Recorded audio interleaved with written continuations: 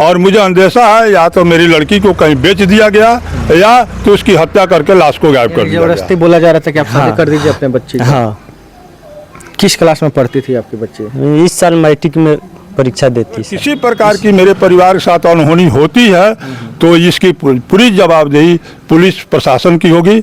और हम लोग ये सोच रहे हैं कि अगर लड़की हमारी 2-4 दिनों में नहीं मिलती है तो हम लोग सामूहिक रूप से जिला समाहरणालय या पुलिस अधीक्षक के गेट के सामने आमरण अनशन पर बैठेंगे और अपनी जान वहाँ खुद देने के लिए हम लोग कोशिश। डिमांड हुई थी, एक दिन छापामारी के लिए गाड़ी गई थी, इसके लिए हमने डीजल का पैसा दिया था और कुछ जो केस का आईओ हैं वो उनके द्वारा भी कुछ पैसे की मांग की गई। तो जो मुझे संभव हो सका। प्रणाम, मैं धर्मेंद्र और आप देख रहे हैं एनडीटीवी भारत। अभी मैं चनपटिया विधानसभा क्षेत्र के बकुलहर पंचायत में मौजूद हूँ। आप देख सकते हैं मेरे बगल में एक बुजुर्ग हैं। ये थाना पुलिस का चक्कर लगा लगा के थक चुके हैं, लेकिन आज तक इनको इंसाफ नहीं मिला पुलिस प्रशासन के द्वारा। विशेष जानकारी हम इनसे लेते हैं कि आखिर इनको क्या परेशानी है। क्या नाम है सर? सबसे पहले मेरा नाम अशोक शास्त्री हुआ। जी जी जी। मैं बकुलहर पंचायत के बकुलहर गांव के वार्ड नंबर 1 का निवासी हूँ। अच्छा अच्छा, समस्या क्या है आपकी? पिछले 9 अक्टूबर की रात में मेरी पोती शौच के लिए निकली थी। घर के बगल में शौचालय है और शौच के लिए गई थी। अचानक 15-20 मिनट के बाद में हल्ला हुआ और हम लोग को पता चला कि मेरी पोती को उठा करके कुछ लोग जो पिछले कुछ दिनों से धमकी दे रहे थे कि शादी कर लीजिए शादी कर लीजिए, लेकिन बच्ची मेरी नाबालिग थी और नाबालिग रहने के कारण हम लोग शादी विवाह की कोई बात नहीं कर रहे थे। फिर भी उस लड़की को जबरन वहाँ से उठा करके जो धमकी दे रहे थे, उस लड़का का यहाँ ममहर है बकुलहर में, राहुल पटेल के यहाँ, और वह लड़का नवनीत कुमार और उसके परिजन लोग थे। उसके पिता थे और लाल पटेल और उसके मामा राहुल कुमार और उसकी माँ 3-4-5 लोग थे और मोटरसाइकिल से लेकर के यहाँ से भागे। हम लोग कुछ देर तक गए, कुछ दूर तक गए, लेकिन अंधेरा का लाभ उठाते हुए लोग फरार हो गए। उसके बाद हमने थाना को सूचित किया, लेकिन थाना कोई रिस्पांस नहीं लिया। और अगले दिन जब हम लोग थाना को गए तो थाना में जो हम आवेदन लेकर गए तो उस आवेदन को चेंज करवा दिया गया, बदलवा दिया गया। किनके द्वारा? थाना प्रभारी के द्वारा, राजरूप राय थानाध्यक्ष के द्वारा, और वह बदलवा दिया गया। और अपने मन माफी के और किसी के प्रभाव में आकर या दबाव में आकर उन्होंने आवेदन लिखवाया। जो आवेदन देने के लिए लड़का गया था वो पढ़ा लिखा नहीं है, इसलिए उसका नाजायज फायदा उठाते हुए लोगों ने आवेदन लिया और उस पर जल्दी जल्दी FIR करके भेज दिया। और आज तक उस लड़की की कोई आता पता नहीं है। जब भी हम लोग जाते हैं तो वो लोग टाल मटोल करते हैं, तरह तरह की बहाना करते हैं, खोज रहे हैं, छापामारी कर रहे हैं, लेकिन आज तक कोई इस तरह की अभी सुराग नहीं मिल पाई है।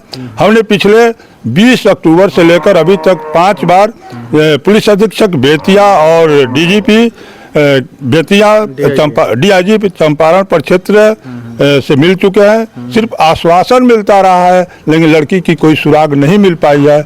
इससे हम लोग आहत हैं, परेशान हैं। अगर किसी प्रकार की मेरे परिवार के साथ अनहोनी होती है तो इसकी पूरी जवाबदेही पुलिस प्रशासन की होगी। और हम लोग ये सोच रहे हैं कि अगर लड़की हमारी 2-4 दिनों में नहीं मिलती है तो हम लोग सामूहिक रूप से जिला समाहरणालय या पुलिस अधीक्षक के गेट के सामने आमरण अनशन पर बैठेंगे और अपनी जान वहाँ खुद देने के लिए हम लोग कोशिश करेंगे। अच्छा, इसके पहले से पूर्व में भी धमकी मिलता था? हाँ, पूर्व में जो लोग लेकर गए हैं वो पूर्व से ही दबाव बना रहे थे जबरन शादी के लिए। वो परिवार लफंगा है, चुहाड़ है, चोर चमार है, इसलिए हम लोग उसके यहाँ शादी करने की या किस तरह की बात करने की तैयार नहीं थे। और धमकी देने के बाद में वो लगातार रैकिंग कर रहा था और रैकिंग के बाद में हमारी लड़की को 9 तारीख के रात में वो लोग उठाकर ले गए हैं। जी, लेकिन अभी तक कोई सुराग मिला कि नहीं? जी, कोई सुराग नहीं मिल पाया है, कहीं कोई खबर नहीं है। पुलिस द्वारा न कोई सूचना मिल पा रही है, न पुलिस द्वारा कोई कार्रवाई हो रही है, और न हम लोग के खोजने बीनने पर लड़की का पता चल रहा है। अभी जो आप थाना पे नाम दिए उन लोगों की किसी का गिरफ्तारी? किसी की गिरफ्तारी नहीं हो पाई है। और मुझे अंदेशा है या तो मेरी लड़की को कहीं बेच दिया गया या तो उसकी हत्या करके लाश को गायब कर दिया गया है, यह मुझे अंदेशा है। और इसलिए मैं पुलिस प्रशासन से और तमाम चैनलों के, इस चैनल के माध्यम से मैं यह आगाह कर रहा हूँ, अपील कर रहा हूँ कि अगर पुत्री की, मेरी पोती की प्राप्ति नहीं हो पाती है, बरामदगी नहीं हो पाती है, तो इसकी पूरी जवाबदेही जिला प्रशासन की और पुलिस प्रशासन की होगी। आप देख सकते हैं यहाँ पे लगभग 2 महीना बीत गया, लेकिन अभी तक बेतिया पुलिस के द्वारा इनकी पोती का खोजबीन नहीं किया गया है। यहाँ तक ले जिस व्यक्ति का नाम दिया गया है आवेदन में, उसमें से किसी एक व्यक्ति का गिरफ्तारी नहीं हुआ है कि नहीं? किसी की गिरफ्तारी नहीं हो पाई है।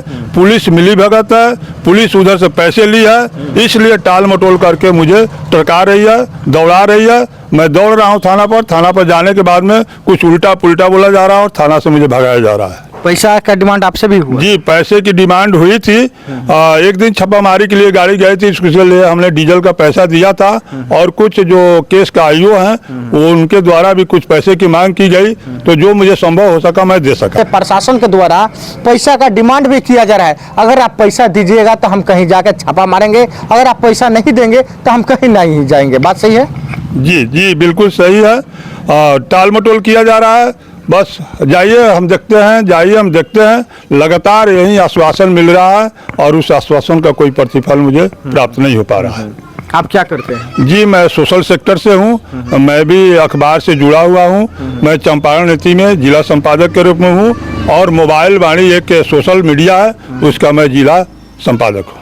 आप देख सकते हैं ये भी एक प्रेस है, पत्रकार हैं, और पत्रकारों के घर में ऐसी घटनाएं घटित होगी तो बताइए आम जनता कैसे सही से रह पाएंगे या सुरक्षित रह पाएंगे? आप देख सकते हैं उस जो बच्ची का भी स्क्रीन पे आप जो देख रहे हैं फोटो, उनका ये पिता है, आप ही की बच्ची है? जी सर। आपको पहले से अंदाजा था कि हमारी बच्ची का कोई अपहरण कर लेगा या नहीं? ऐसा कोई नहीं सर। धमकी उमकी दे रहा था? हाँ, तो पहले शादी का धमकी आया था कि शादी कर। किनके द्वारा शादी कर? वो नवनीत का पिता अवधलाल पटेल कई बार आकर बोले थे, फोन पर भी बोले थे। उसके बाद हमारे सड़ुआना भी लड़की का ममहर भी गए थे, तो लोग बोल दिए कि नहीं, वो जो करना होगा वो लड़की के बापे करेगा, उसको मर्जी तो करेगा शादी, नहीं मर्जी तो नहीं करेगा। यानी जबरदस्ती बोला जा रहा था कि आप शादी कर दीजिए अपने बच्चे की। हाँ।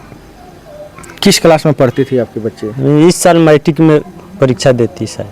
इस साल देती है? अभी उम्र 14 साल है। 14 से टप गया होगा, यानी 15 होगा।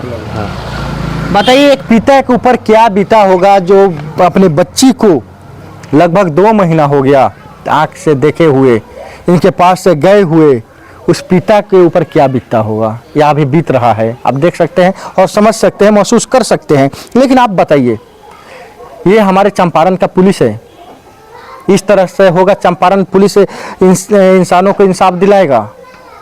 कैसे इंसाफ मिलेगा बताइए? जब इन्होंने बता रहे हैं कि मेरी बच्ची का अपहरण इनके द्वारा किया गया है, तो आखिर अभी तक पुलिस प्रशासन उसको गिरफ्तार क्यों नहीं किया है? क्या रीजन है?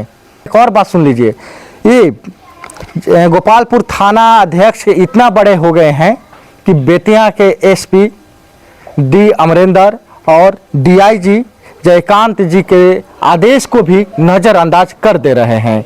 क्या बात सही है? जी बिल्कुल सही है। कम से 5वां बार कल मिलकर के आए हैं ये, 5 बार भी वहाँ से फोन आया है और 5 बार एक बोल रहे हैं कि हम छापा मार रहे हैं, हम खोज रहे हैं, खुजवा कर कम 2 दिन में, चाहे कोर्ट से भी आदेश आया था तो 1 सप्ताह का समय लिए थे कोर्ट से, 4 तारीख को कोर्ट का आदेश भी फेल कर गया, लेकिन लड़की को हाजिर इन्होंने नहीं कराया।